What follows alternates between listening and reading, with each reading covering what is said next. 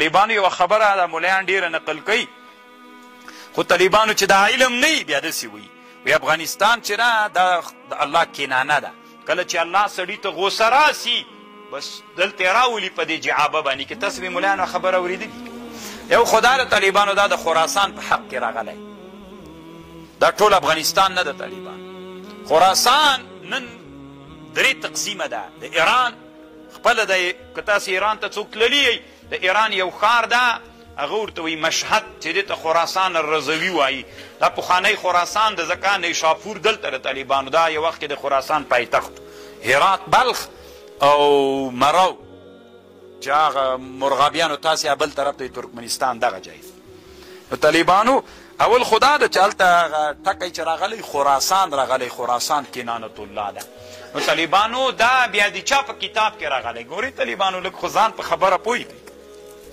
قانون داسې که تفسیر کې د یو مسله ولیدله فتوا به د تفسیر باندې نه ورکوي، ځکه دا د تفسیر علم ده. فتوا او حکم دا د فقه موضوع ده. اوس طالبانو معجم البلدان یاقوت حموي جوړ کړی، هلته دا خبر پکې نقل ده چې دوی وایي چې داسې حدیث کې راغلی. نور دا وایي نه چې دا حدیث شته که نشته، سند شته که نشته. دا الاسناد من الدین دا د حدیثو په کم کتاب کې ده، هېڅ کتاب کې دا نشته ده چې الافغانستان و کنانة الله. دروغ ده طالب، مطلق دروغ ده. دا اصل کې د شام په اړه باندې راغلی ده. ښه د شام په اړه باندې راغلی. شام طالبانو د تاریخ مدینه دمشق څه د ابن عساکر د دې دوه جلدونه تنا د شام په مقدمه باندې جوړ. مثير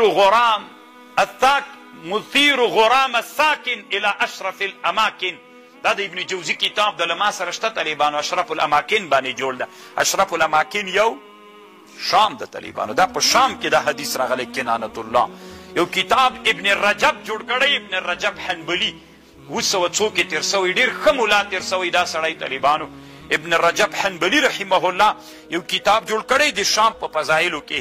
هغې کتاب کې ابن رجب لیکلي چې دا الشام کنانة الله ده، دا اصل کې د شام په اړه راغلی. ښه طالبانو نو خراسان مراسان نه ده طالبان. بیا که خراسان یې موږ نه ښیي طالبانو خراسان ده، بیا هغه هم پته نه لګېږي چې دا یې موږ خوا د طالبانو کا خوا د کا خوا د طالبانو. زه ټول دي سي دي موږ هم سي، خو دا نه طالبان، دا صحیح نه ده. هغه چټي خبرې به نه کوئ طالبانو، دروغو باندې به افغانستان نه مشهوره کوي.